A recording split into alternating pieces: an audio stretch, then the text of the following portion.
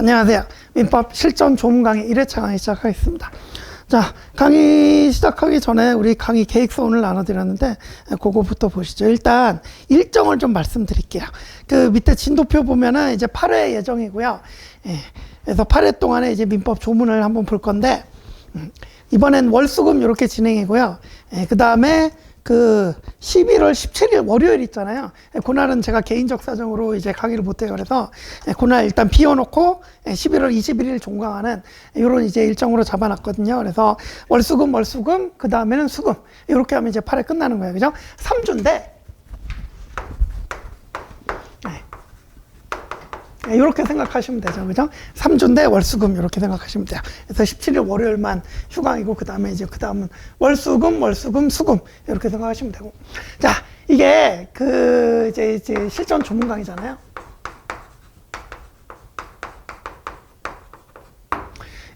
그래서 아시다시피 이번 강의는 실전 조문 강의이기 때문에 판례는 많이 다루지 못합니다. 그러니까 이제 사실 여러분들이 여태까지 오면서 이제 뭐 판례는 많이 보셨을 거예요. 그리고 근데 이제 시간도 부족하고 그러니까 이제 조문에 대해서 잘 안 보기도 하고 이 시점쯤에 그죠? 그리고 이제 우리 기본 강의 때 조문 설명해 드리는 거하고는 좀 달라야 될 거 아니에요. 그죠? 지금 시점에는 이제 실전이라는 말이 붙었어요. 그죠? 그래서 조문을 단순히 뭐 이렇게 이해하고 뭐 이런 수준을 넘어서 이제는 조문 간에 막 앞뒤 간에 막 연결 막 탁탁 되고 뭐 그죠? 비교되고 뭐 이런 식으로 그죠? 그런 식으로 생각해 주시면 되고. 그래서 조문 위주로 강의하고 판례는 이 조문하고 직결되는 판례들이 있어요. 그러니까 이제 조문의 해석하고 딱 직결되는 판례들 있잖아요. 그죠?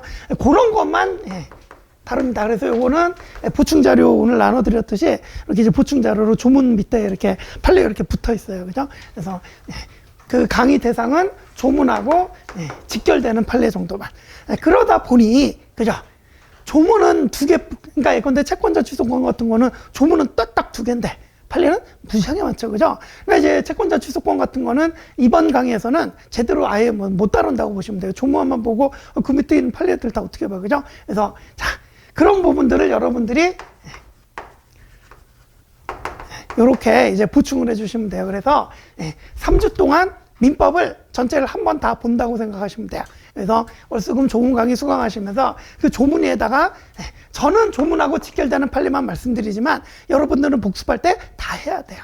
진도 맞춰서. 무슨 얘기인지 아시겠죠? 그죠? 그래서 3주간 다 이제 민법을 한번 꼭 다 보신다고 생각을 하시고, 그 다음에 조문이 중요한 게 사실은 조문 내용 자체도 중요하지만 제가 뭐 이런 그림 뭐 여러 번 그려드리는데 이게 조문이라고 생각해 보세요. 그 위에 기본 판례들이 이렇게 쌓이죠. 그죠? 그 위에 응용 판례들이 이렇게 쌓이죠. 그죠? 게다가 막 최신 판례까지. 예컨대 이게 원칙 판례인데 막 최신 판례가 막 예외 인정하고 막 이러잖아요. 그죠? 이런 식으로 가지치기를 해난단 말이에요. 그죠? 자, 그러면 이런 판례를 알려고 그러면은 이 가지들의 뿌리를 알아야 되는 거예요. 그죠? 그게 바로 조문이잖아요. 그죠? 그래서 자, 그러면 예컨대 최신 판례 같은 게 나왔을 때 여러분들이 받아들이는 속도 자체가 달라요. 그러니까 이제 조문이 잘 돼 있고 기본이 잘 돼 있는 사람들은 최신 판례 한두 번만 봐도 바로 이해해버리고 바로 자기 걸로 만들어요. 그죠? 왜? 이게 탄탄하니까. 딱 붙여버리면 되거든. 그런데 이게 탄탄하지 않은 사람들은 이거부터 이게 없어 이게. 그죠? 지우개 어디 갔어? 이게 제대로 안 잡혀 있는 분들은 이게 없는 거야 그냥. 그죠? 얘가 그러니까 어때요? 둥둥 떠다녀. 이게 여기 판례인지 둥둥 떠다니고 정리가 안 되는 거야. 이해가시죠? 그죠? 그래서 지금 시점에서 이걸 잡아놓는 게 아주 중요하다. 그죠? 앞으로 최신 판례 같은 것도 계속 나오고 그러면은 우리 조문이 튼튼하면은 금방 갖다 붙일 수 있습니다. 이해가시죠? 그죠? 그래서 그런 거라고 생각하시면 돼요. 그래서 조문, 여러분들 지금 이 시점에 뭐 거의 시험 4개월도 안 남았는데 무슨 조문이냐 하겠지만 사실은 매우 중요한 거예요. 이해가시죠? 그죠? 그래서 제가 이 타이밍에 이렇게 이제 조문 강의를 하는 거기도 하고, 그죠? 자, 그럼 이제 서론 요 정도 하고, 그래서, 또 한 가지. 그 진도표를 보시면 아시겠지만, 이 그 조문 강의는 거꾸로 와요. 순서가 민총, 물권, 채총, 채각 이렇게 가는 게 아니라 거꾸로. 채각, 채총, 물권, 민총. 이 순서로 가요. 그죠? 그래서, 조문이 사실 가장 중요한 역할을 하는 순서대로 뭐 본다고 생각하시면 돼요. 그죠? 채권 강론에서 조문이 제일 잘 나오고 조문이 제일 중요하니까. 그죠? 그런 식으로 생각하시면 돼요. 그래서 진도는 이제 거꾸로 가는 거고, 여러분들도 그거 맞춰서 말씀드렸어요. 3주간 할 건데 3주 동안 민법 한번 다 보시라고 제대로. 그죠? 되셨죠? 자, 그럼 갑시다. 자, 그래서 이제 채권 강론, 우리 527조부터 갑니다. 자, 아시다시피 이제 채권 강론은 채권의 발생 원인에 대한 얘기죠. 그죠? 그래서 채권의 발생에 대한 얘기인데, 아시다시피 채권 발생 원인은 계약하고, 그러니까 이제 당사자들의 의사에 따른 거하고 법률의 규정에 따른 채권 발생. 그죠? 그래서 당사자들의 의사에 따른 그 채권 발생 가장 대표적인 게 계약이니까 이제 채권 강론도 계약 총론부터 나오고 계약 강론 나오고. 그죠? 그 다음에 법률의 규정에 의한 것들이 잘 아시는 사무관리 부당이득 불법행위. 그래서 그 세 가지의 경우는 법률의 규정에 의해서 채권이 발생하는 원인들이죠. 그죠? 자, 그러면 이 정도는 이제 여러분들 머릿속에 있죠. 그죠? 그래서 이제 계약 부터 들어가십니다. 계약 총론부터. 그죠? 그래서 제2장 계약, 자, 527조 위에 보면 제2장 계약, 제1절 총칙, 그죠? 계약 총칙. 자, 제일 처음에 나오는 게 계약의 성립. 아시다시피 청약 플러스 승낙. 그죠? 그래서 이제 527조, 계약의 청약의 구속력. 계약의 청약은 이를 철회하지 못한다. 그래서 뭐 의사표시는 도달로 철회 금지죠. 그죠? 뭐 똑같은 얘기입니다. 그래서 계약의 청약도 이를 청약의 효과가 발생한, 즉 도달한 이후에는 철회하지 못한다. 그 내용이고요. 자, 이제 528조 가보시면 승낙기간 정한 계약의 청약이다. 그리고 529조는 승낙 기간을 정하지 아니한 계약의 청약이죠. 그죠? 네. 다를 거 있다, 없다? 없다. 정해져 있는 기간이 있으면 그 기간 내.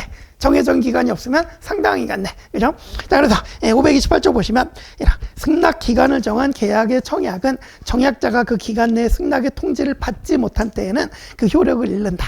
그래서 이게 이제 이른바 청약에 뭐 승낙적적 이렇게 부르는 거고, 그 기간 내에 승낙의 통지를 받지 못하면 뭐가 청약의 효력을 잃는다 그랬어요. 그럼 결국 계약이 성립되지 않는 꼴이 되겠죠. 그죠? 자, 그런데 이 항을 보시면, 자, 승낙의 통지가 전항의 기간 후에 도달한 경우에, 근데 이게 보통 그 기간 내에 도달할 수 있는 발송인 때에는 우리나라는 대부분 편지 보내면 뭐 하루 이틀이면 다 들어가잖아요. 그죠? 그럼 거의 대부분 여기에 포함이 되겠습니다. 그죠? 그러면 청약자는 지체 없이 상대방에게 연착의 통지를 해야 된다. 그죠? 늦게 받았으면, 야, 너 늦었다라고 통지를 해줘야 돼. 연착의 통지. 그죠? 아니면, 그러나 그 도달 전에 지연의 통지를 발송한 때는 그러지 아니하다 그랬죠. 그죠? 그러니까 이제 두 가지죠. 이때 이제 청약을 하면서 승낙 기간을 이렇게 정해놨는데, 예컨대 뭐 일주일 뭐 이렇게 정해놨다. 그죠? 근데 그 기간 내에 이제 도달했다. 그러니까 이제 요때 그러니까 청약 발송, 좀 디테일하게 적으면 청약 발송, 청약 도달, 승낙 발송, 승낙 도달 이렇게 되겠죠. 그죠? 그럼 계약 성립되는 거예요. 그죠? 그런데 지금 문제는 이게 이제 발송은 이때 됐는데 충분히 기간 내에 도달할 거였는데 이때 도달을 해버렸다. 이게 문제인 거잖아요. 이게 이제 528조 규정이고. 그럼 원래 요 기간이 지나도록 도달이 안 돼 있으면은 청약이 효력을 잃어서 계약 불성립 이렇게 가야 되잖아요. 그렇잖아요. 그죠? 그런데 잘 아시다시피 요때 그러니까 이제 승낙 도달한 이후에 야, 네가 승낙 발송했다고 그러는데 늦게 도달했다고 요때 하는 게 뭐예요? 연착의 통지. 그죠? 아니면 기간 내에 보냈다는데 아직 기간 내에 도달을 안 하고 있어요. 그죠? 그러면 야, 아직 도달 안 했어. 요때 그러니까 받기 전에 요때는 지연의 통지를 해요. 야, 아직 도달을 안 하고 있어. 그죠? 지연의 통지. 그죠? 그러니까 도달 이후에 연착의 통지를 하든 아니면 도달 이전에 늦자마자 바로 지연의 통지를 하든 둘 중 하나는 해야 된단 말이에요. 그죠? 그게 이제 528조 조문이죠. 그죠? 그래서 연착의 통지를 해야 된다. 그러나 도달 전에 지연의 통지를 발송한 때는 그러지 아니하다 그랬으니까 이걸 하든 이걸. 그러니까 이걸 해야 되는데 이걸 안 하더라도 요거 하면은 뭐 똑같다 이 얘기잖아요. 그죠? 그래서 해야 된다. 자, 그러면 안 하면 어쩌고 이 항 나오죠.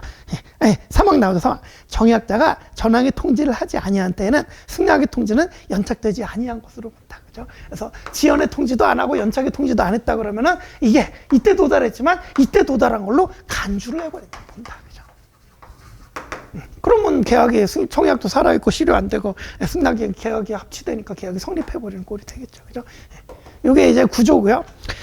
자, 이제 529조 보시면은 승낙 기간을 정하지 아니한 계약의 승낙인데 승낙의 기간을 정하지 아니한 계약의 청약은 청약자가 상당한 기간 내 승낙 통지를 받지 못한 데 효력이 된다 그랬고, 그 뒤에 뭐 이양 사항 없는데 뭐 이제 똑같이 보는 게 통설이고, 그죠? 그래서 어쨌든 기간을 정하지 않았다면 요게 상당한 기간, 이걸로만 바꿔주면 똑같습니다. 그죠? 됐다, 그죠?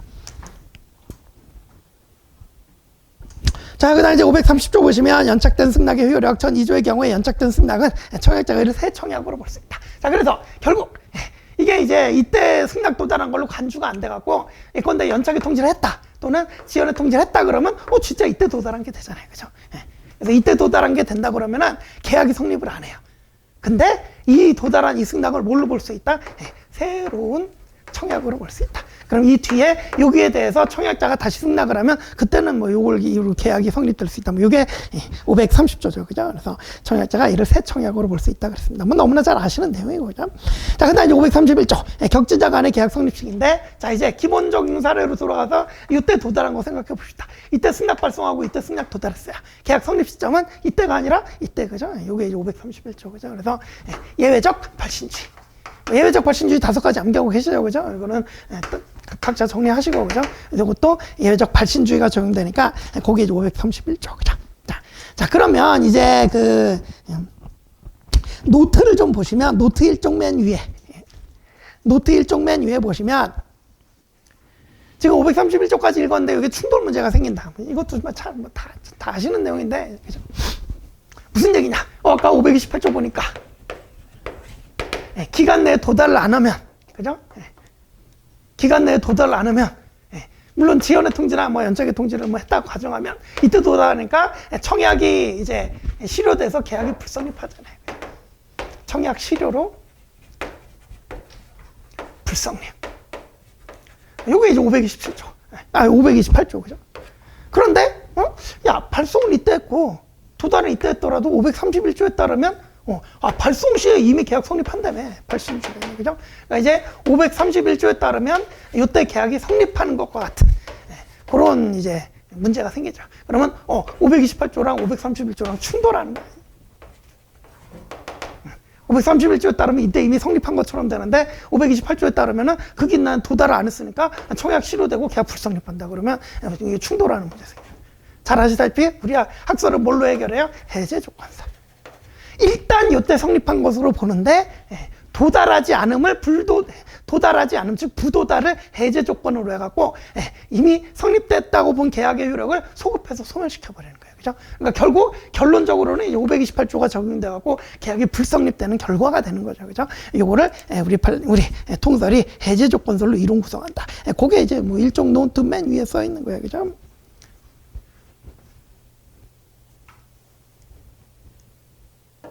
그래서 이제 이런 상황만 아니면 우리 계약 성립 시기는 발신주에 따라서 발송 시에 성립한다. 근데 이때 또 주의할 게 있죠. 그냥 계약 성립 시기가 발신주예요. 이거 출제자들이 가끔 함정파는데 격지자 간의 계약 성립 시기가 발신주예요. 그죠? 격지자 간. 그래서 격지자의 반대말은 대화자잖아요. 서로 말하고 있다, 전하고 있다. 그죠? 물론 그때도 대화자 사이에는 사실 발신 시하고 발송 시하고 도달 시가 똑같아요. 그죠? 발송 시하고 도달 시가 똑같아. 그러니까 이제 대화자건 이거는 뭐 차이는 아니겠다. 그죠? 그래서 대화자건 격지자건 발송 시에 발신 시에 뭐 계약이 성립한다 그래도 뭐 그건 둘 다 맞아요. 그죠? 사실 대화자라고 그래도 근데 사실 뭐 대화자의 경우는 발신주의 도달주의 따지는 게 무의미하죠. 동일한 시점이니까. 그죠? 뭐 그렇고. 자, 그 다음에 이제 제가 말씀드리고 싶은 게 또 비교해야 될 건 이건데. 자, 격지자 간에. 그래서 여러분들이 잘 암기를 잘 하셔야 돼. 이게 이제 발신주의잖아요. 그죠? 자, 격지자 간에 단독행위했다. 이거 조심하셔야 돼. 그죠? 요걸 조심해야 돼. 그죠? 요걸 함정을 많이 파죠. 그죠? 제가 요거 말씀드리려다가 대화적으로 잠깐 넘어갔는데, 그죠? 격지자 간에 단독행위. 그런데 해제 의사표시 격지자 간에 보냈다. 그죠? 발신주의 적용돼요? 안 돼요. 되셨죠?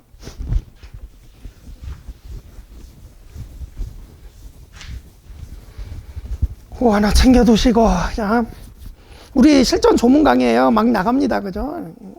자, 그 다음에 이제 532조는 의사실현해야 계약 성립인데, 이거는 뭐 여러분들 읽어보시고, 기출문제는 함정 어떤 식으로 파요?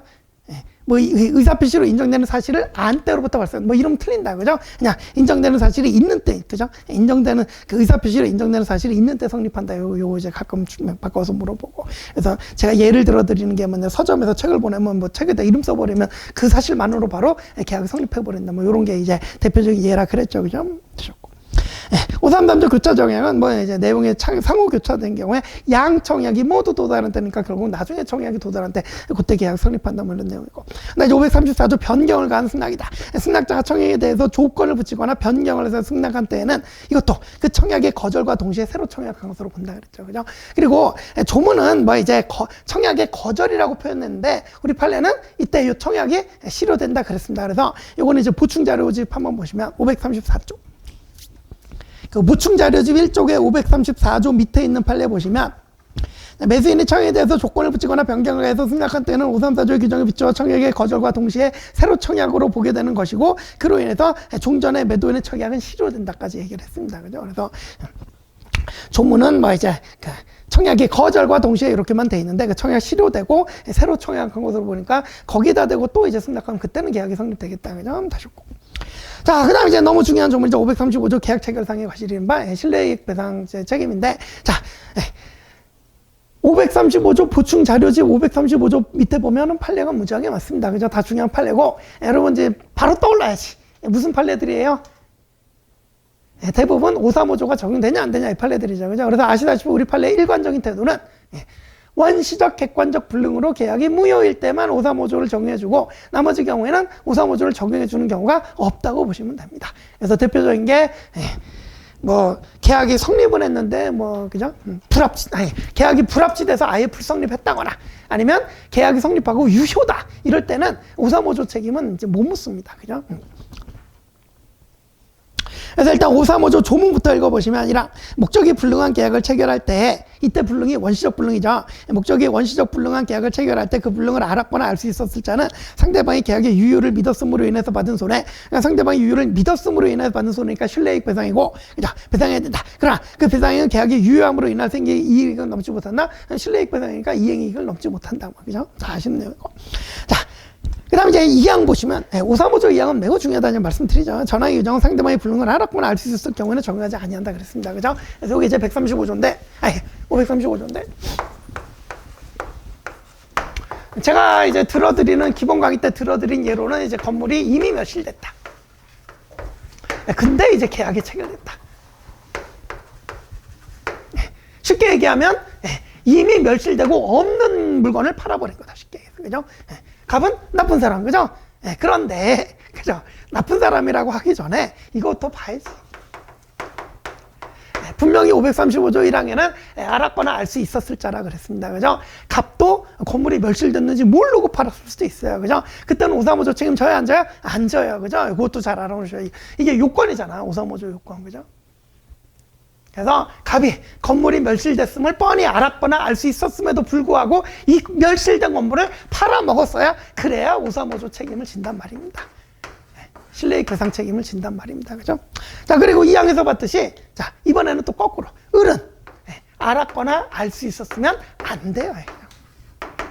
왜? 뻔히 멸실된 건물인지 알고 샀는데 뭐하러 보호를 해줍니까? 그죠? 그래서 자, 535조 요건은 매도인, 그러니까 이제 갑이라고 할게요. 갑의 요건도 중요하고 을의 요건도 중요합니다. 갑은 이 원시적 불능 사실을 이미 알았거나 알 수 있었어야 되고요. 을은 알았거나 알 수 있었으면 안 되고요. 그죠? 그래서 선의엔도 무과실인 자만 535조 신뢰이익 배상 책임을 물을 수 있습니다. 되셨죠? 그냥 요게 이제 535조 2항이라 그랬다. 자, 그래서 요거 이제 제가 정리할 때 이제 535조 2항에 대해서 비슷한 조문 정리하시라고 그랬죠. 몇 조예요? 135조 2항. 무권 대리인 책임이잖아요. 그죠? 그래서 예컨대 갑이 무권 대리했다. 그러면 을은 계약의 이행을 할 책임을 묻거나 손해배상 책임을 물 수 있는데 이때도 을이 알았거나 알 수 있었으면 135조 책임도 못 묻습니다. 그죠? 그래서 함께 정리하시라 그랬죠. 그죠? 그래서 원래 손해배상 책임은 원래 손해배상 책임은 손해배상 채권자의 악의 과실 여부 따져요, 안 따져요? 안 따져요. 대표적인 게 채무불이행, 불법행위 이런 거잖아요. 그죠? 채무불이행이나 불법행위에서는 채권자가 알았든 몰랐든 알 수 있었든 그래도 책임 물을 수 있어요. 왜? 채무자가 귀책사유, 고의과실로 뭐 이렇게 했기 때문에. 그죠? 그래서 채무불이행이나 불법행위는 채권자의 악이나 과실 여부는 따지지 않는다. 채권자가 뭐 알았거나 뭐 알 수 있었거나 따지지 않고 그냥 책임을 물을 수 있게 해준다. 그런데 예외적으로 손해배상 책임이 들어있지만 535조 2항과 135조 2항은 채권자가 알았거나 알 수 있었으면 아예 손해배상 책임을 못 묻게 만든다. 요거를 기억을 해 놓으시라. 그죠? 그리고 하나 더 있죠. 담보 책임. 담보 책임도 채권자가 이제 매수인이 채권자에 해당하는데 매수인이 악의 과실 여부를 무지하게 따지잖아. 물론 이거는 유형별로 안 따지는 것도 있긴 한데 기본적으로는 따지잖아요. 담보 책임의 경우도. 그죠?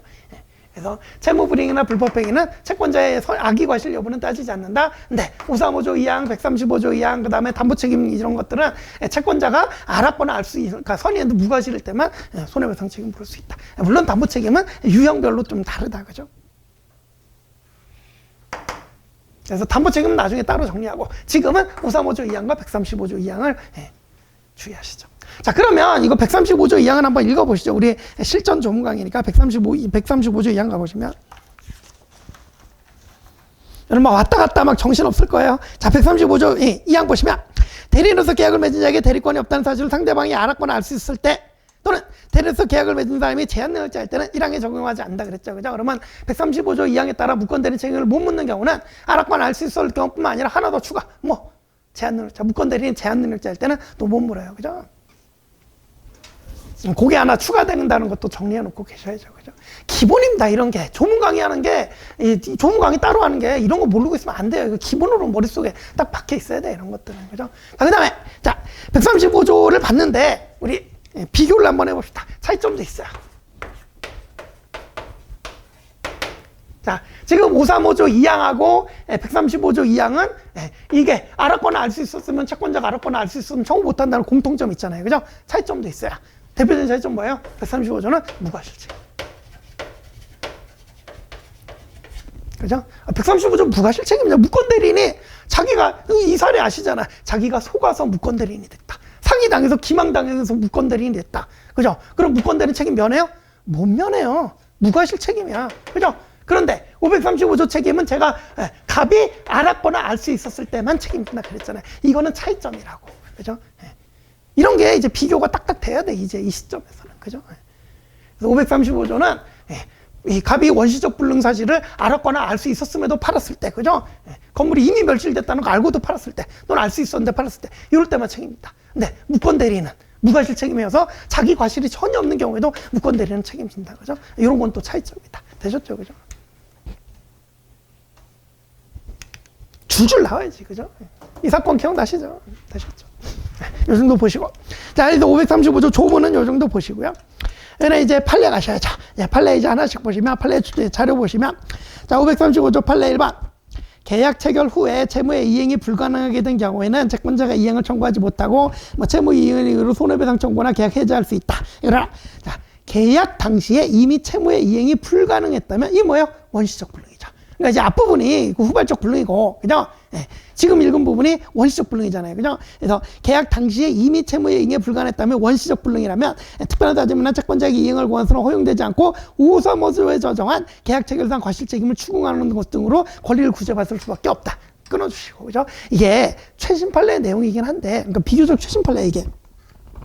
2017년에 나온 비교적 최신, 이제는 벌써 거의 한 8년 지났구나. 어쨌든, 자, 우리 도식적으로 암기하고 계신 거 있죠? 후발적 불능이면 뭘로 가요? 귀책사유 있으면 채무분이고 귀책사유 없으면 위험부담으로 이렇게 도식적으로 가야지. 그죠? 원시적 불능이면 계약이 무효니까 이행책임 물을 수 있어요? 없어요? 아무것도 못 물어요. 대신 지금 본 535조의 계약 체결상의 과실 책임을 물 수밖에 없다. 이거 뭐 기본적으로 알고 계시는 거잖아요. 그죠? 그게 지금 읽은 그 부분이에요. 그죠? 그래서 후발적 불능이면 그 귀책사유, 채무자 귀책사유 있냐 없냐에 따라서 채무불이행 또는 위험부담. 근데 이제 원시적 불능이면 계약이 무효고 이행 청구 못하고 535조의 계약 체결상 과실책임밖에 못 문다. 머릿속에 딱 있어야 돼. 그죠? 됐고. 자, 그 다음에 보시면 채무의 이행이 불가능하다는 것은 이건 뭐 불능의 개념이니까 절대적 물리적으로 불가능할 뿐만 아니라 사회생활상 뭐 우리 기준이 사회통념이잖아요. 그죠? 그래서 사회생활상 경직이나 거래관념을 위쪽을 때 채권자가 채무 이행의 실현을 기대할 수 없는 경우도 포함한다. 그랬죠? 그래서 어느 채무를 이행하는 행위가 법률로 금지돼서 그 행위의 실현이 법률상 불가능할 때에도 마찬가지다. 그러니까 이제 그 꺽쇠 이번에 사례를 그냥 사례가 중요하다기보다 한번 이 사례를 읽어야 이해가 되니까 일필의 토지 중 일부를 특정해서 매매 계약을 체결했는데 그 부분의 면적이 57조 1항 뭐 이거는 건축법이에요. 뭐 건축법 규정은 중요한 게 아니라 이것 때문에 어쨌든 분할이 제한돼요. 그러니까 토지의 일부를 팔았으면 그거를 분할 절차 거쳐서 분할해서 넘겨줘야 되는데 이게 아예 분할이 불가능한 토지란 말이야. 그러면 이걸 쪼개서 줄 수가 있어요, 없어요? 못 주지. 뭐예요? 불능이란 말이야. 이런 불능이 법률상 불능이다 이거잖아요. 그죠? 아시다시피 위에나 사회통념상 불능은 법률상 불능도 포함되기 때문에 이것도 불능이란 말이야. 그죠? 근데 이런 불능 사유가 매매계약 체결되기 전부터 있었어. 그죠? 그러면 뭘로 가는 거예요? 계약이 530 원시적 불능이고 그 객관적 불능이니까 일단 무효로서 이거 토지 분할해서 달라고 못 하고요. 결국은 뭐만 물을 수 있다? 535조 요건을 갖추면 535조 책임만 물을 수 있다. 그렇게 가는 거예요. 그죠? 되셨죠? 그 다음에 이제 판례 2번 보시면, 자, 아까 말씀드렸듯이 원시적 객관적 불능으로 무효일 때만 적용해 준다 그랬어요. 그래서 판례 2번에 가시면 로마 7번 계약의 의사의 불합치로 성립하지 않았다. 불성립이죠. 그죠? 535조 적용 안 해줍니다. 성립하고 원시적 객관적으로 불능으로 무효일 때만 535조가 적용된다는 게 판례의 일관적인 태도예요. 그죠? 그래서 이거는 뭐 너무 중요하고 이미 나왔고, 그죠? 그래서 불합치로 불성립한 경우에도 맨 아래줄 535조를 유추정해서 계약 체결상 과실 책임으로 인한 손해배상 청구할 수 없다 그랬습니다. 그죠? 자, 그 다음 이제 로마자 2번 중요한 판례죠. 이른바 계약 교섭 단계에서 부당 파기 문제. 그죠? 자, 계약 교섭 단계 부당 파기 문제도 계약이 성립했어요? 안 했어요. 아직 계약 교섭 단계에 불과하잖아. 그죠? 그러니까 계약이 성립됐는데 뭐 계약 원시적 객관적 불능으로 무효다. 이 경우에 해당이 돼요? 안 돼요? 안 돼요. 그러니까 우리 판례는 535조를 적용을 안 해줘요. 그죠? 네. 학설은 이거 실내익 배상 문제니까 우리 실내익 배상의 기본 조문이 535조를 유추정해주자 이렇게 주장을 하잖아요. 그죠? 근데 판례는 얄짤 없습니다. 그냥 이거는 원시적 객관적 불능으로 계약이 무효인 상황이 아니니까 535조는 적용되지 않는다. 그럼 우리 판례는 뭘로 가요? 불법행위. 그죠? 그래서 이 계약 교섭 단계 부당 파기 문제는 우리 판례가 불법행위 손해배상 책임을 인정을 해줍니다. 그게 이제 로마자 2번이죠. 그래서 어느 일방이 교섭 단계에서 계약이 확실하게 체결되리라는 정당한 기대 내지 신뢰를 부여해서 상대방이 신의에 따라 행동하였음에도 상당한 이유 없이 계약 체결 거부해서 손해를 입혔다. 가장 대표적인 사례가 건물 앞에 이제 그 조각상 지어달라고, 그죠? 그래서 조각상 만들어 달라고. 이렇게 이제 입찰 절차 거쳐갖고 1등까지 선정해놓고 그자한테 도급계약을 체결을 안 해주잖아. 그죠? 그런 사례 하나 있었고, 또 두 번째 사례는 뭐예요? 채용한다고 그래갖고, 다 면접까지 보러 합격까지 다, 최종 합격까지 다 돼갖고, 이 사람이, 이 사회 취직하겠구나 그러면서 다른데 알아보지도 않고 취직할 수 있는 기회를 다 놓쳤다. 그죠? 그런데 갑자기 이 사람이 채용 거부를 통지하면서 너 채용 안 해주겠다 이러는 거예요. 그죠? 지금 고용계약 체결됐어요? 아니에요. 그죠? 아직 체결 교섭 단계에 불과해요. 그러다 보니까 우리 판례는 이때 손해배상 책임을 물을 수 있다고는 하는데 그 근거가 535조는 될 수가 없고, 근거는 뭐다? 불법행위다. 그죠? 그래서 이제 로마자 2번 불법행위를 구성한다 그랬죠. 그죠? 그 다음 세 번째 사례가 뭐예요? 너무나 잘 아시는 차고 취소 사례. 차고 취소 사례. 그죠? 요 그림을 그냥 활용해서 볼게요. 갑이 건물을 팔았는데 미안하다 내가 착오로 취소한다. 그럼 이 사람은 내가 뭐 생전 처음 내 집 마련했다 그러면 이 집에 들어가서 살 기대를 하게 됐잖아. 그죠? 근데 이 기대가 침해됐단 말이야. 그죠? 그럼 이 사람한테 실내익 손해가 생겼어. 그죠? 이럴 때 우리 학설은 또 535조를 유추적용해가지고 이 사람에게 실내익 배상 인정해 주자 그러는데 판례는 535조는 절대 인정 안 해줘요. 왜? 원시적 객관적 불능으로 처음부터 무효가 아니라 계약이 유효하다가 취소됐을 뿐이잖아요. 그죠? 그러니까 이제 535조 요건 못 갖췄다 그러면서 판례는 535조는 부정. 그럼 판례는 불법행위로 간다 그랬죠. 불법행위로 갔는데 이때는 우리 판례가 불법행위도 부정. 중요하잖아요. 맨날 나오잖아요. 그죠? 불법행위는 왜 부정했어요? 불법행위는 위법성이 있어야 되는데 차고 취소는 109조의 규정이 있잖아요. 그러니까 나는 109조에 따라서 차고 취소한 거다. 내가 무슨 위법을 했냐. 우리 판례는 맞다는 거예요. 그죠? 그래서 109조에 의해서 차고 취소를 했으니까 109조에 따른 거니까 이 사람이 위법한 행위를 하지 않았어요. 그러니까 아무리 의리 신뢰익 손해를 봤다 하더라도 이렇게 배상 청구가 된다 안 된다? 안 된다는 거예요. 비판은 무지하게 많죠. 우리 학자들은 무지하게 비판하면 돼, 판례. 그죠? 하지만 우리는 객관식이고 판례에 따라 풀어야 되니까 이거는 반드시 불법행위조차 성립 안 한다. 이거 기억을 하셔야 돼요. 그죠?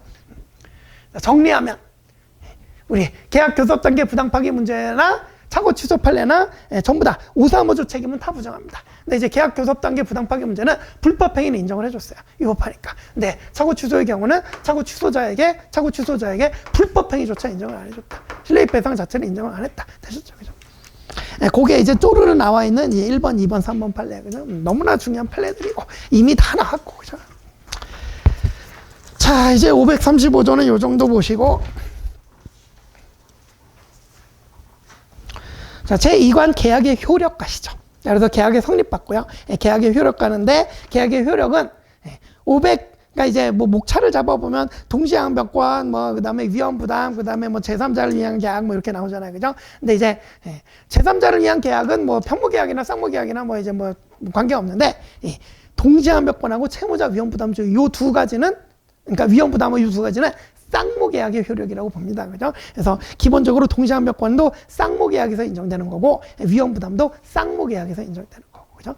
근데 물론 동시항변권에서는 조문은 쌍모계약에 인정되는 걸로 돼 있지만, 우리 판례나 이제 다른 규정들이 뭐 쌍모계약이 아니더라도 결련시켜야 될 상당한 이유가 있다 그러면은 확장해서 동시항변권 인정을 해주죠. 그죠? 그 정도는 뭐 다 알고 계실 거고. 자, 그래서 이제 536조부터 보시면, 동시항변권이랑 쌍모계약 당사자의 방한 상대방이 채무이행을 제공할 때까지 자기 채무이행을 거절할 수 있다. 뭐 이게 동시항변권이죠. 그러나 상대방의 채무가 변제기에 있지 아니한 때는 그러하지 아니하다. 이 얘기는 자기 채무는 변제기에 있는데 상대방 채무가 변제기에 있지 않다는 얘기니까 결국 선의행 의무를 부담한다. 이런 얘기죠. 그죠? 그래서 자, 동시행 관계에 있을 때는 이제 쌍모계약에서 동시관계에 있을 쌍모계약에서는 동시관계에 있으니까 상대방이 이행 안 하면 나도 거절할 수 있는데, 그죠? 네, 나는 변제기에 도달했는데 제가 변제기에 도달하지 않았다 그러면 내가 선의행 의무다 그러면 그때는 동시항변권 행사하지 못한다. 이게 이제 536조 1항 내용이죠. 그 다음 2항, 당사자 1방이 상대방에게 먼저 이행해야 될 경우에 상대방이 이행이 곤란한 현저한 사유가 전행의 부분과 같다. 이른바 불안의 항변권. 그죠? 그래서 쌍모계약이 아니더라도 야, 내가 먼저 줄 의무가 있으니까 지금 줘야 되긴 하는데, 내가 지금 줘도 제가 나한테 못 줄 것 같다 그러면, 불안하다 그러면은, 이거 항변할 수 있다. 이게 이른바 불안의 항변권이다. 그죠? 그래서, 자, 이렇게 이제 536조, 동시항변권 규정은 요거 하나뿐인데, 그죠? 판례 또 조금 있죠. 그죠? 그래서, 보충 자료에 판례 자료 가보시면, 이제 판례 1번이 이렇게 나와 있는데,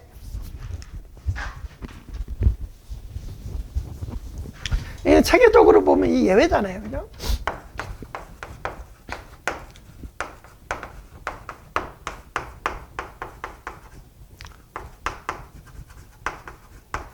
선의행 의무가 있으면 동시항변권 주장 못 하잖아요. 그죠? 그런데 예외적으로 선의행 의무임에도 불구하고 그래도 거절할 수 있는 게 두 가지가 나오잖아요. 그죠? 첫 번째가 뭐예요? 조금 전에 읽었던 불안의 항변권. 그죠? 선의행 의무라도 불안하면 항변할 수 있으니까, 그죠? 불안의 항변권. 그 다음에 이제 두 번째가, 너무 잘 아시는 이제 그때부터 사건이라고 표현하죠. 그죠?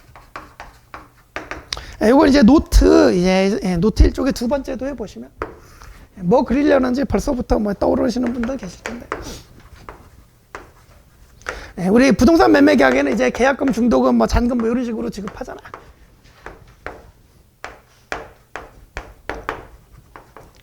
그리고 이제 잔금과 X 부동산 이제 소유권 이전, 뭐 등기 서류 교부, 뭐 이런 거랑 이제 동시관계로 묶어놨다, 그죠? 근데 지금 현재 시점이 이 시점입니다. 자, 그러면 중도금이 바로 선의행 X 받기 전에 중도금 미리 줘야 된다. 그러니까 1월 10일이 지나자마자 뭐에 빠진다? 이행지체에 빠진다. 그죠? 근데 시간이 흘러서 잔금 지급이 지나도록 이 사람이 중도금은 안 주고 있고, 근데 요 시점이 지나고 나서 상대방도 X를 이행 제공을 안 하고 있는 거예요. 그죠? 잔금 지급길이 지났는데도 상대방도 X를 이전 안 하고 있다 그러면 이때부터는 요게 이제 그때부터 사건이라고 표현하는 거죠. 이 그때부터는 전부 다 동시관계로 들어가요. 왜냐? 이 중도금도 어쨌든 매매대금이었고, 그죠? 잔금도 매매대금이고. 그러니까 X와 쌍무계약 관계에 있고. 그러니까 선의의 의무로 약정을 했으니까 이때부터는 지체 빠지는데 이 시점을 지난 다음부터는 중도금도 동시관계 들어가고 이때부터는 지체 책임이 없어진다. 그렇죠? 그러니까 이제 결국 지체 책임은 어디부터 어디까지만 진다? 여기부터 여기까지만 진다. 중도금 지급길부터 잔금 지급길까지만 지체 책임지고 이 뒤로부터는 동시관계 들어간다. 그래서 여기에 동시관계 들어가는 게 잔금은 뭐 원래부터 동시관계였고 두 번째 중도금도 이제 동시관계 들어가고 하나 더 있죠. 요때까지 생긴 중도금에 대한 지연 손해금까지 요 세 가지가 모두 요 X부동산 소유권 이전과 동시관계에 들어가게 된다는 거죠. 요게 이제 노트 1쪽의 두 번째 도해였고요. 도해 다 써놨어요. 그죠? 그래서 요거는 뭐 잘 정리하시고, 그죠? 이미 정리돼 있으시죠. 그래서 이제 그 536조 판례 1번 로마자 1번 읽어보시면 매수인이 선이행 의무 있는 중도금을 지급하지 않았다 하더라도 계약이 해제되지 않은 상태에서 잔대금 지급기일이 도래해서 그때까지 중도금과 잔대금이 지급되지 않냐고 잔대금과 동시관계 있는 매도인의 소유권 이전 특히 소유 서류가 제공된 바 없이 그 기일이 도왔다면 매수인의 중도금 및 잔대금의 지급과 매수인의 소유권 이전 특히 소유 서류 제공은 동시관계에 있다. 그때부터. 그래서 그때부터는 매수인은 중도금을 지급하지 않는 데한 이행지체 책임을 지지 아니한다. 그래서 이때부터는 지체 책임을 지지 아니한다. 동시관계다. 되셨죠? 그래서 이제 로마자 1번은 뭐 이제 뭐 중도금하고 잔대금 두 가지만 얘기했는데 로마자 2번 판례가 정확하게 얘기하죠. 자, 첫 번째 매수인의 중도금 또 이에 대한 지급일 다음 날부터 잔대금 지급일까지의 지연 손해금. 그다음에 세 번째 원래부터 동시관계였던 잔대금. 요 세 가지가 모두 매도인의 소유권 이전 특기와 특별한 따지면 동시관계에 있다 그랬습니다. 그죠? 그래서 뭐 잘 정리해 두시고 그죠? 그래서 이제 요때부터는 요 세 가지가 모두 X부동산 소유권 이전, 즉 등기 서류 교부 의무하고 동시관계에 들어가게 된다. 그래서 자 선의 의무지만 동시관계 그러니까 항변권이 있는 이행을 거절할 수 있는 두 가지의 불안의 항변권도 있고 요 두 그때부터 사건도 있고 그죠? 되셨죠?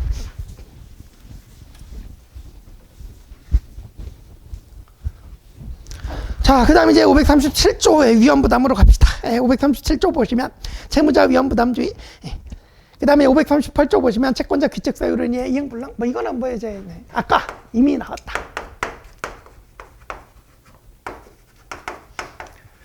후발적 불능일 때는 계약은 유효라 그랬어요. 그런데 이게 채무자 귀책사유가 있으면 채무불이행으로 가는데 이제 채무자 귀책사유 없으면 이제 위험부담으로 간다. 아시다시피 위험부담은 이제 537조, 538조가 있다. 그래서 이게 이제 원칙인데 채무자 부담 원칙이고 예외적으로 이제 채권자 부담.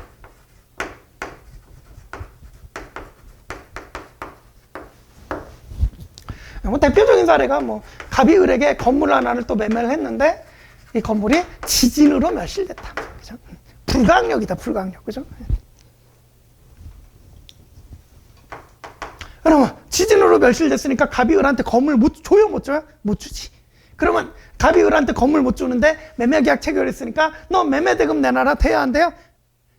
그게 된다 안 된다를 정해주는 게 위험부담이죠. 그죠? 그래서 채무자 위험부담 원칙이니까 자, 그리고 이 위험부담할 때 이제 채무자 채권자라고 하는데 이게 쌍무계약이다 보니까 돈에 대해서는 얘가 채권자, 물건에 대해서는 얘가 채권자 이렇게 돼요. 그죠?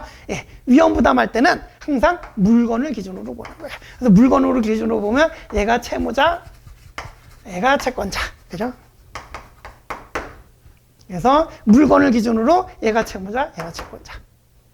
그러니까 이제 채무자 위험부담주의는 이거 깨진 거는 채무자가 위험부담해야 되니까 을로부터 돈을 받을 수 있다 없다? 안 된다. 그죠? 그래서 대가 지급을 청구하지 못한다. 이게 537조. 그죠? 그래서 537조 읽어보시면 쌍무계약의 당사자 일방의 채무가 당사자 쌍방 책임 없는 사유로 이행할 수 없게 된 때는 채무자는 상대방의 이행을 청구하지 못한다. 대가를 받을 수가 없다. 그러니까 결국 물건도 못 주고 돈도 못 받는, 그죠? 자기 건물만 깨진 뭐 이런 상황이 되는 거예요. 그죠? 지진이니까 뭐 어쩔 수 없잖아요. 그죠? 자, 그런데 538조가 이제 예외적 채권자 부담주의를 취하고 있는데 뭐냐? 을이 가서 근데 내 집 됐네 이러고 아직은 내 집은 아니지만 곧 내 집 되겠네 이러고 담배 피다가 그죠? 잘못 버려가고 홀라당 태워 먹었다. 그죠? 채권자 귀책 사유로 불능이 돼버렸다. 이때는 그 건물을 못 줘도 돈은 받을 수 있게 해줘야 되잖아. 얘 잘못으로 이렇게 됐으니까. 그죠? 거기에 바로 538조의 예외적 채권자 부담주의다. 그죠? 두 가지 있죠. 그래서 채권자 귀책 사유하고 그 다음에 수령지체. 채권자 수령지체 중 쌍방 책임 없는 사유. 그죠? 두 가지의 경우에는 538조가 적용이 돼갖고 대가의 위험을 채권자가 부담한다. 538조 조문부터 읽어보시면 이랑 쌍무계약의 당사자 일방의 채무가 채권자 책임 있는 사유로 이행할 수 없게 된 때에는 채무자는 상대방의 이행을 청구할 수 있다. 채권자 수령지체 중에 당사자 쌍방이 책임 없는 사유로 이행할 수 없게 된 때도 같다. 그죠? 그래서 채권자 수령지체 중에 쌍방 책임 없는 사유로 이행할 수 없게 된 때 맨날 나오는 사건 뭐예요? 참회 사건 또는 막걸리 사건. 그죠? 그래서 그러니까 막걸리로 해볼 거야. 자, 을이 축제한다고 이제 갑에게 막걸리 주문해서 막걸리를 갖다 줬는데 을이 문을 닫고 나오지도 않아요. 그죠? 그죠? 그래서 갑이 이 막걸리를 싣고 되돌아가던 중 자기의 귀책 사유 없이 막걸리가 다 유실이 됐단 말이에요. 그죠? 그게 대표적인 사안이잖아요. 그죠? 그게 을의 수령지체 중 쌍방 귀책 사유 없이 목적물 막걸리가 멸실이 됐다. 그죠? 그럼 갑은 막걸리 다시 갖다 줘야 돼요? 아니에요. 특정 이유니까 물건의 위험은 이미 을에게 넘어갔고 그래서 갑은 더 이상 조달 의무가 없어요. 그죠? 대신 수령지체 중에 쌍방 귀책 사유 없이 멸실됐으니까 갑은 막걸리는 안 줘도 뭐는 받을 수 있다? 막걸리 대금은 받을 수 있다. 그죠? 요게 538조. 되셨죠? 그래서 이제 537조 밑에 판례부터 보시자. 이제 537조, 538조는 이제 보여드렸는데 각각에 대해서 또 중요한 판례가 있죠. 우리 537조에서 중요한 판례는 부당이득 문제죠. 그죠? 네. 이거 조심하셔야 돼요. 자, 갑과 을 사이에 그냥 후발적 불능이 됐을 뿐이에요. 귀책사유 없이. 그죠? 이 계약이 무효가 돼요? 아니에요. 계약은 여전히 유효해요. 그죠? 그런데 건물이 이미 멸실됐으니까 을이 갑한테 건물 달라고 할 수 있어요? 못해요. 그죠? 또 537조가 적용되면은 갑이 을한테 돈 달라고 할 수 있어요? 못해요. 그죠? 그래서 537조 상황은 서로 건물도 안 줘도 되고 돈도 못 받는 이런 상황이라 그랬잖아요. 그죠? 그럼 서로 안 주고 안 받아야 돼. 그죠? 네. 이걸 우리 판례가 무슨 표현을 썼어요? 계약이 종료되었다 이런 표현을 쓰죠. 네. 무효사유가 없어요. 무효사유가 없으니까 계약이 유효한데, 근데 어쨌든 계약이 유효한데도 서로 안 주고 안 받으니까 우리 판례가 계약의 종료라는 표현을 쓰면서 뭐라고 그래요? 부당이득 반환을 그래.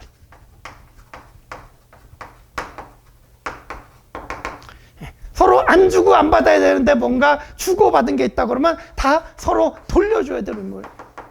그죠? 너무 중요한 거 아니에요? 맨날 하는 거예요. 그죠? 게다가 우리 판례는 뭐까지?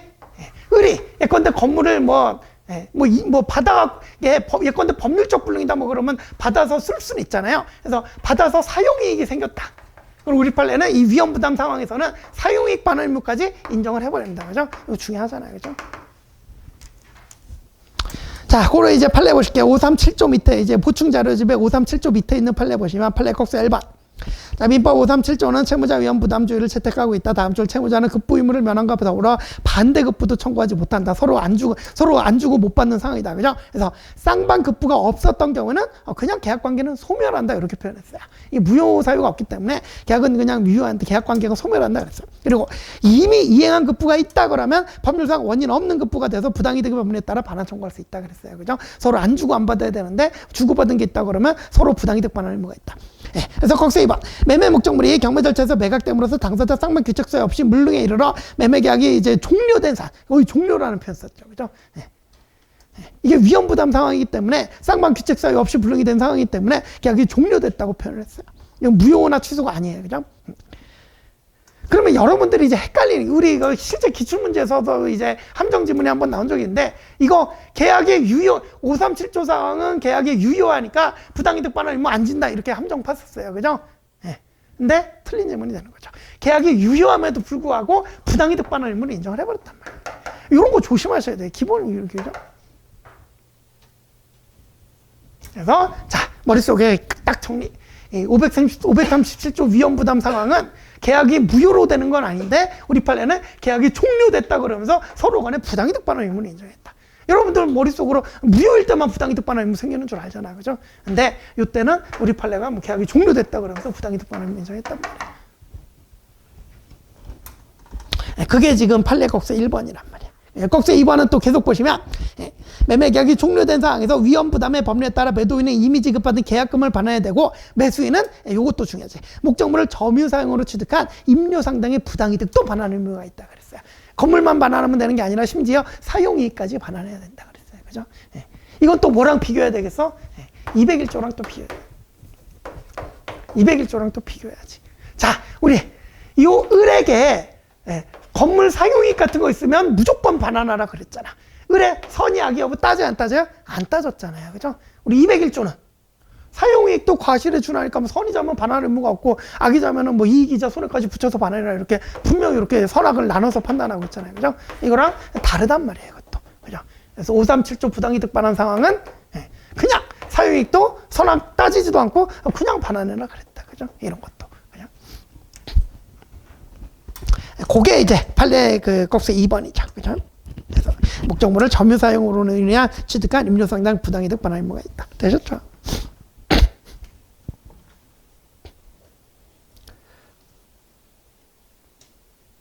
자, 그 다음에 이제 판례 2번인데, 이게, 이거 이제 25년 5월달, 거기 판례 번호 보시면 올해 5월달 나온 판례예요. 중요해 보여요. 그래서 요거는 지금 갖고 왔어요. 여러분들 처음 보시는 판례인데, 일단 읽어보실게요. 자, 이게 상황이 어떤 상황이냐면, 기간을 정한 부동산, 요건 사례 먼저 보시는 게 낫겠다.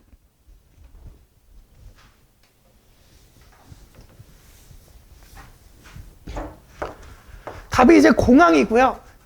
여기가 이제 면세점이에요. 임대차 계약 체결했겠죠. 그죠? 그래서 임대차 계약 체결해서 면세점이 이제 운영을 하고 있었는데 코로나가 터집니다. 그래서 예컨대 뭐 국제공항은 좀 남겨놨었는데 그때 김해공항이랑 김포공항은 다 폐쇄를 해버렸나 봐요. 그죠? 그래서 폐쇄돼가지고 이 영업을 못하게 된 거야. 그죠? 영업을 못하게 된 거야. 그런데 임대차 계약이 있으니까 꼬박꼬박 차임은 지급했을 거고. 그죠? 그럼 결국 각 공항이 을의 면세점을 사용 수 있게 할 의무를 불능이 냈다고 볼 수 있는데 문제는 이게 영구한 게 아니에요. 일시적 불능이지. 코로나만 없어지면 풀릴 거 아니야. 그죠? 그래서 일시적 그러면 일시적 불능이라는 이유로 이거를 불능으로 안 볼 수 있겠냐? 일단 그게 첫 번째 쟁점이에요. 그죠? 우리 판례는 일정 기간만 불능이어도 그러니까 이제 종국적 불능이냐 일시적 불능이냐인데 우리 일정 기간 동안만 못해도 종국적 불능으로 봐줬어요. 일단 그것부터. 코로나 때문에 면세점이 운영을 못한 걸 일시적 불능이 아니라 종국적 불능으로 봐줬어요. 일단 그게 첫 번째. 자, 그러면 종국적 불능으로 봐줬다 그러면 이게 또 후발적 불능이니까 근데 코로나가 이 공항 잘못이에요? 아니잖아 이거는. 그러니까 공항이 규칙 사유가 없어요. 그러면 뭘로 가야 돼? 위험부담으로 가야 되는 거지. 그죠? 그래서 위험부담으로 가면 을이 조금 전에 그랬잖아. 안 주고 안 받아야 된다고. 그죠? 그러니까 이제 을도 차임을 안 줘도 됐었는데 차임을 줬으니까 바로 지금 배운 부당이득 반환 의무 판례가 나오는 거예요. 그래서 중요하다고. 자, 그러면 여기서 또 쟁점이 있어요. 이게 사실은 제가 제일 중요하다고 생각하는 쟁점은 이거예요. 뭐냐? 임대차 계약이 존속하고 있어요, 이거는. 조금 전에 임대차 관계가 그러니까 조금 전에 537조 상황은 서로 안 주고 안 받아야 되는데 매매 계약이 종료된 사안이라 그랬잖아요. 그죠? 안 주고 안 받아야 되니까. 근데 지금 임대차는 존속하는 상황이에요. 쉽게 얘기해서 코로나만 없어지면 계속 임대차 계약이 유지가 되는 상황이에요. 그죠? 이걸 갖다가 계약이 종료됐다고 부당이득 반환 청구를 인정한다? 애매하죠. 그죠? 그래서 원심 판결은 이거는 계약 자체가 존속하고 있기 때문에 계약이 종료됐다고 보기도 어려워갖고 이거는 부당이득 반환 청구 못한다 그랬었어요. 임대차 계약이 살아있다는 거죠. 그죠?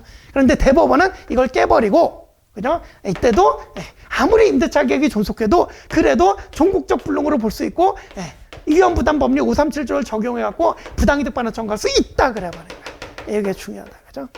자, 그럼 이런 상황을 아는 상태에서 이제 판례를 읽어보시면 자, 밑줄 따라오세요. 기간을 정한 부동산의 임대차 계약 등 채권 채무의 내용을 이루는 급부가 일정 기간 동안 계속해서 행해지는 이른바 계속적 계약에서, 우리 임대차는 계속적 계약이죠. 그죠? 자, 어떠한, 예컨대 면세점 뭐 10년 약정해놨다. 근데 코로나로 2년 쉬었다. 이런 얘기잖아요. 그죠? 근데 어떠한 사유로, 그게 제가 굵음을 채워놨죠. 일정 기간 동안 이행이 불가능하게 된 경우에 단지 일정 기간 동안만 불가능하다고 그래서 이걸 일시적 불능으로 볼 거냐, 종국적 불능이라고 볼 거냐인데, 다다음 줄 보시면 우리 대법원은 일시적인 것이 아니라 종국적인 것이라고 평가할 수 있다 그랬어요. 이거는 종국적 불능으로 봐준 거야. 그죠? 자, 그러면 후발적 불능이니까 기책사유도 없으니까 위험부담으로 가야 되잖아. 이때 해당 기간의 급부 불능이 종국적 불능에 해당하는 약정 계약에 해당하는 이상 계약의 존속 여부는 537조 적용 여부에 영향을 미치지 않는다. 그 표현이 매우 중요해요. 그 표현. 자, 지금 임대차 계약이 존속한다 그랬잖아요. 그죠? 잠시만 멈춰 있을 뿐, 임대차 계약은 아직 많이 남았잖아요. 그죠? 이때 임대차 계약의 존속 여부는 537조 적용 여부에 영향을 미친다, 안 미친다? 안 미친다. 임대차 계약이 존속하고 있어도 537조는 적용할 수 있다. 그러니까 부당이득 반환 청구도 가능하다. 그죠? 네. 결론적으로 어떻게 돼버린 거예요? 임대차 계약이 뻔하게 존속하는데 부당이득 반환 청구가 가능한. 제가 조금 전에 말씀드렸잖아.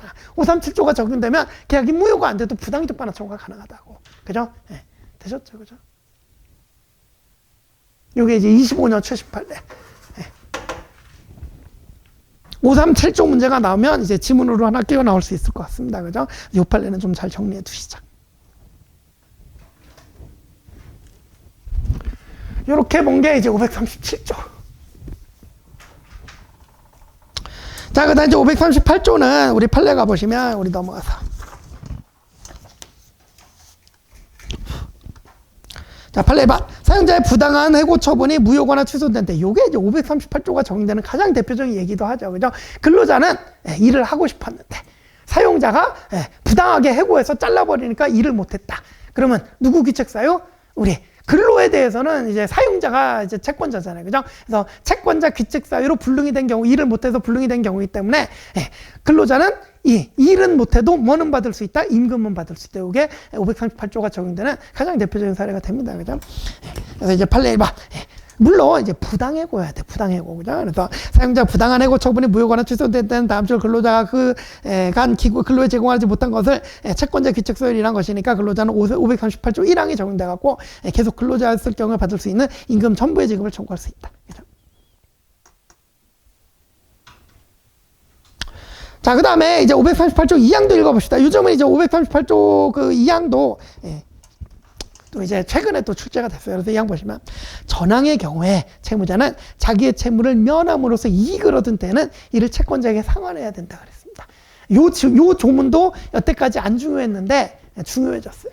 시험에도 나오고 판례도 또 이제. 대표적인 사례가 뭐예요? 지금 근로계약이면 잘랐잖아요. 사장님이 부당해고했습니다. 그러니까 이제 갑이 근로 의무를 이행하는 게 불능이 돼버린 거야. 누구 때문에? 얘 때문에. 그죠? 그러면 채권자 귀책 사유로 근로 제공이 불가능해졌으니까 이때는 538조가 적용돼 갖고 일은 안 해줘도 되는데 돈은 받을 수 있다 이렇게 됐잖아요. 그죠? 그래서 갑이 일을 안 해줬는데 돈만 받았다. 자, 그런데 갑이 예컨대 다른 데 가갖고 일을 했다. 노니까 뭐 놀면 뭐하냐 그러고 다른 데 가서 일을 해갖고 임금을 좀 받았다 예컨대. 그죠? 그러면 이쪽으로 일을 안 해준 대신에 이익을 얻은 거잖아. 그죠? 그럼 요거는 뭐예요? 사용자에게 상환을 해줘야 된다. 요게 이제 그러니까 중복적으로 이익을 취득하지는 마라 그런 얘기잖아요. 그죠? 그게 538조 2항이니까 2항도 잘 알아두세요. 전환의 경우 채무자는 자기의 채무를 면함, 즉 일을 안 해줌으로써 이익을 얻은 때는 그 이익은 채권자에게 상환해야 된다 돼 있습니다. 되셨죠? 2항까지.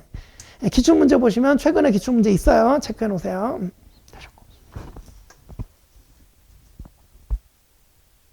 자, 그 다음 이제 판례 2번 여기서 봅시다. 자, 이것도 뭐 너무나 중요한 건데.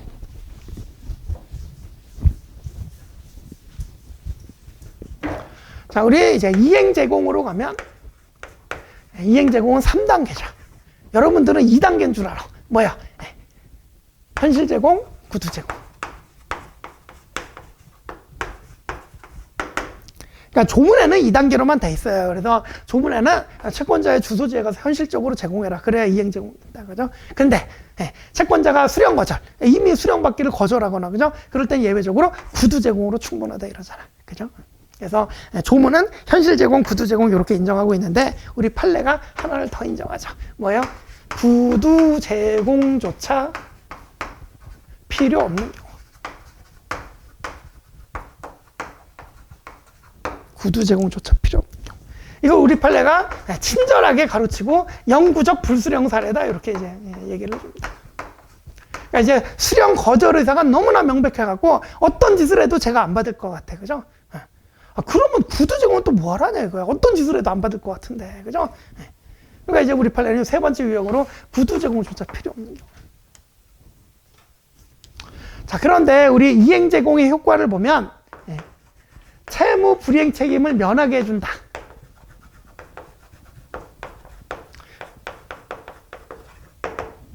그죠? 생각해 보세요. 자, X 물건을 갖다 줘야 되는데 이미 X 물건을 주소지에 갖다 줬다. 그죠? 이행 제공을 했다. 채무 불이행 책임 져요? 안 지죠. 그죠? 그래서 이행 제공의 가장 기본적 효과는 채무 불이행 책임을 면하는 거예요. 나는 이행 제공했으니까 이제 채무 불이행 책임 안 진다. 그죠? 이거는 이제 소극적 효과로 볼 수가 있겠죠. 근데 저 이행 제공의 효과 중에 채무 불이행 책임을 면하는 소극적 효과만 있어요? 아니죠. 적극적 효과도 있죠. 상대방의 동시에 항변권을 깨뜨려갖고 상대방을 지체에 빠뜨릴 수 있는 이런 적극적 효과도 있고요. 우리 지금 얘기하는 효과는 지금 우리 538조 얘기하고 있잖아. 538조에서 뭐라고 그랬어요? 대가 위험이죠. 자, 채무자가 이행 제공을 했는데 상대방이 안 받으면, 채권자가 안 받으면 채권자가 수령 지체에 빠지잖아요. 그럼 아까 봤듯이 수령 지체 중에 쌍방 규칙 사유 없이 멸실되면 그때는 대가 위험이 채권자에게 이전되는 효과도 있잖아요. 그죠? 이것도 이행 제공의 효과 중에 하나란 말이에요. 그죠? 근데 이거는 이게 채무자가 채무 불이행 책임을 면한다는 거는 이제 소극적 효과에 불과하지만 이 538조의 대가 위험이 채권자에게 이전된다는 거는 적극적 효과를 볼 수 있죠. 그죠?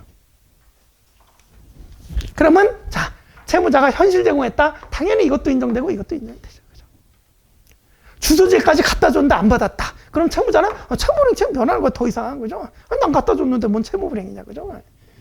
그 다음에 538조. 그죠? 이미 갖다 줬는데 제가 안 받았으니까 수령지체에 빠질 거고, 그러면 그 뒤에는 멸실돼도 그때는 물건도 안 줘도 되고, 채권자 그 쌍방규칙사, 수령지체 중에 쌍방규칙사 없이 이제 이런 일이 벌어졌으니까 538조가 적용돼 갖고 대가 위험도 이전돼 갖고 물건 안 주고 돈은 받을 수 있고 이런 효과가 생기잖아요. 그죠? 그러면 구두 제공만 했다? 당연히 둘 다 생기지. 그죠? 근데 이제 중요한 건 세 번째. 구두 제공조차 필요 없는 경우다. 상대방이 영구적 불수령 태도를 보이니까 그래서 제공을 아예 안 했다. 그래도 채무 불이행 책임은 면하게 해줍니다. 그죠? 요게 요 세 번째 유형을 인정하는 판례의 이유죠. 맞잖아요. 그죠? 영구적 불수령 의사를 밝혀갖고 죽어도 안 받겠다는데 구두 제공 뭐 하라냐. 그죠? 그래서 구두 제공조차 필요 없는 거니까 구두 제공 안 했다? 그래도 채무 불이행 책임 안 진단 말이야. 이해가시죠? 그죠? 근데 이것까지 인정해주기는 어렵다는 거죠. 구두 제공조차 우리 판례가 구두 제공조차 필요 없는 경우를 인정을 하는데 아무리 영구적 불수령 사례라도, 그죠? 이걸 가지고 채무 불이행 책임을 면하게 해주는 소극적 효과 정도를 인정해줄 수 있어도 이걸 가지고 상대방에게 대가 위험을 이전시키는 이런 적극적 효과까지 인정해주기는 좀 어렵다, 그죠? 그래서 538조의 대가 위험을 채권자에게 이전시키려면 최소한 현실 제공이나 최소한 구두 제공이 있어야 된다. 이 판례가 이렇게 얘기하는 거잖아요. 그죠? 자, 그게 이제 판례 국세 2번입니다. 보십시다. 자, 민법 400조 소정의 채권자 지체가 성립하기 위해서는 다음 줄 변제의 제공이 있어야 되고 원칙적으로 현실 제공으로 해야 되며, 다만 채권자가 미리 변제받기를 거절하거나 채무행위에 채권자의 행위를 요하는 경우, 이른바 추심 채무겠죠. 그죠? 이때는 구두의 제공만으로도 무방하다 그랬다. 그죠? 요거는 이제 조문상 현실 제공, 구두 제공. 자, 그런데 이제 세 번째. 채권자가 변제를 받지 않을 의사가 확고한 경우, 가로치기 이른바 채권자의 영구적 불수령이라 그랬죠. 그죠? 이럴 때는 구두의 제공을 한다는 것조차 무의미하기 때문에 그러한 경우는 구두 제공조차 필요 없다. 그래서 이행 제공의 세 번째 유형을 우리 판례가 이렇게 인정을 한 거야. 다만 이 세 번째 유형은, 그죠? 밑에 이렇게 구두 제공조차 필요 없는 경우라 하더라도 이는 그로써 채무자가 채무 불이행 책임을 면한다는 건 소극적 효과를 누리는 것에 불과하고 민법 538조 1항 이문소정의 채권자 수령지점 중에 쌍방 책임문서로 이행할 수 없게 된 때에 해당하기 위해서, 즉 대가의 위험이 채권자에게 이전되는 적극적 효과까지 누리기 위해서는 현실 제공이나 최소한 구두 제공이 필요하다 그런 거야. 되셨죠, 그죠? 그러면 이제 537조, 538조하고 이제 관련 판례들 정리가 된 것 같아요, 그죠? 자, 이렇게 보시고 이제 제3자를 위한 계약 보시죠. 539조. 계약에 의해서 당사자 일방이 제3자에게 이행할 것을 약정한 때는 그 제3자는 채무자에게 직접 이행을 청구할 수 있다. 그래서 제3자에게 직접 채권 주죠, 그죠? 근데 그러기 위해서 요건은 수익의 의사표시. 야, 전의 경우에 제3자의 권리는 그 제3자가 채무자에 대해서 계약의 이익을 받을 의사를 표시한 때 하나한다, 생긴다, 이른바 수익의 의사표시, 그죠? 그래서 수익의 의사표시를 하면 이제 제3자가 권리를 취득한다. 그죠? 요 수익의 의사표시가 판례 잘 아시는 거 있죠?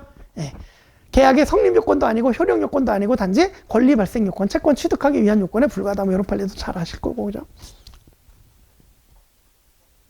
제3자를 위한 계약은 간단하게 볼게요. 540조. 채무자의 제3자에 대한 최고권. 전조의 경우에 채무자는 상당 기간 정해서 계약의 이익 향수 여부 확답을 제3자에게 최고할 수 있다. 물어봐야죠. 야, 너 수익의 의사표시 할 거냐, 안 할 거냐, 그죠? 그래서 아무런 말도 안 한 채무자가 그 기간 내 확답을 받지 못한 때에는 제3자가 계약 이익을 받을 것을 거절한 것으로 본다 그랬습니다. 이거는 이제 암기하셔야죠, 그죠? 여러분들 상식적으로 생각하면 틀려요, 그죠? 뭔가 준다는 거니까 가만히 있으면 받겠다는 걸로 봐야 되는 거 아닌가? 아닙니다. 거절한 것으로 봅니다, 그죠? 권리도 마음대로 취득시킬 수는 없잖아, 그죠? 그래서 이제 거절하는 것으로 본다, 암기하시고. 그 다음에 우리 아시다시피 그 최고에 대한 확답은 발신주의 예외가 되는 게 3가지가 있어요.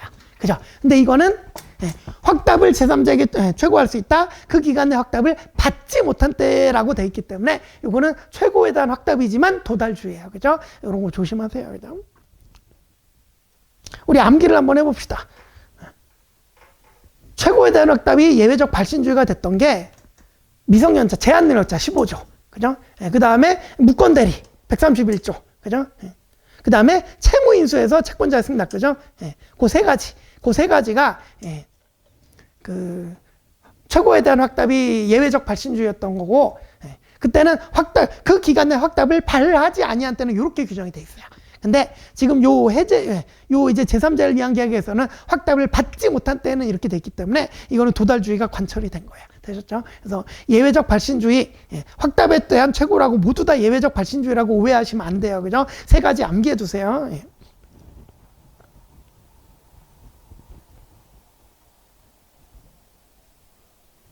제한능력자, 무권대리인, 채무인수 이렇게 암기를 하시는 거죠. 그 3가지의 경우에 확답 최고는 확답을 도달주의냐 발신주의냐 하면 이제 그거는 3가지는 이제 발신주의 예외다. 되셨죠? 나머지는 도달주의다. 되셨죠?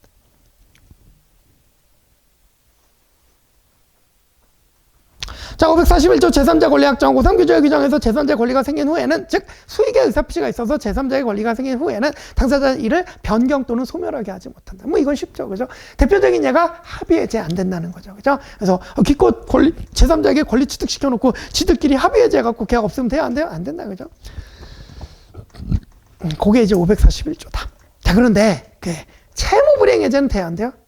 당연히 되지. 채무불이행해제 되고요. 그리고 수익의 의사표시에서 제3자의 권리가 생긴 이후에도 제3자의 수익자의 동의 없이도 채무불이행해제는 가능하다. 그죠? 그것도 중요한 판례예요. 그죠? 제가 이제 모든 판례를 다 적어 놓을 수는 없지만, 그죠? 그 정도는 이제 말로만 해도 예를 들어 이제 판례 볼게요. 541조 밑에 또 판례 적어 놨는데. 그래서 이제 굵은 글씨만 볼게요. 만일 계약의 당사자가 제3자의 권리, 그러니까 제3자가 수익의 의사표시에서 이미 제3자의 권리가 생겼는데, 만일 계약의 당사자가 제3자의 권리를 임의로 변경 소멸시키는 행위를 한 경우에는 제3자에 대해서 효력이 없다 그랬잖아. 그죠? 근데 이제 요것도 예외가 있어요. 그래서 위에서 둘째 줄 보시면 요약자와 낙약자 합의에 의해서 제3자의 권리를 변경 소멸 수 있음을 미리 유보하였거나 이럴 수는 있겠죠. 그죠? 미리 유보. 그죠? 야, 제3자야, 우리가 너한테 채권 줄 건데, 다만 우리가 나중에 뺏을 수도 있어. 라고 미리 유보해 뒀거나, 그죠? 또, 제3자의 동의가 있는 경우, 이런 경우는 또 예외적으로 또 이제 소멸시킬 수 있겠죠. 그죠? 이런 거 빼놓고는, 변경 소멸시키지 못한다. 그죠? 이러면 제3자에게 대해서 효력이 없다. 그랬다. 그 다음에 이제 조금 전에 말씀드린 판례가 판례 2번이죠. 요약자는 낙약자의 채무 불이행을 이유로 제3자의 동의 없이도 계약을 해지할 수 있다. 이건 중요합니다. 그죠? 이거는 채무 불이행 해제니까 어쩔 수 없다. 수익자의 동의조차 필요 없다. 그죠?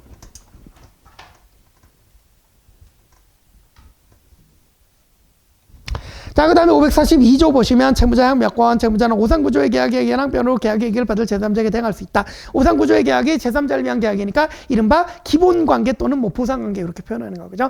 거기서 이제 뭐 항변 사유가 있으면 그거는 제3자 수익자에게 대항할 수 있잖아요. 그죠? 근데 비교해야 되는 건 대가관계. 그죠? 그래서 요약자와 수익자 사이에 있는 뭐 항변 사유는 이거는 뭐 대항할 수 없다. 제3자 수익자에게 대항할 수 없다. 맨날 나오는 거예요. 그죠? 자, 요 정도 보시고 이제 계약의 해지 해제인데 뭐 시간이 있으니까 잠시 쉬시고 다음 시간에 계약의 해지 해제부터 또 봅시다.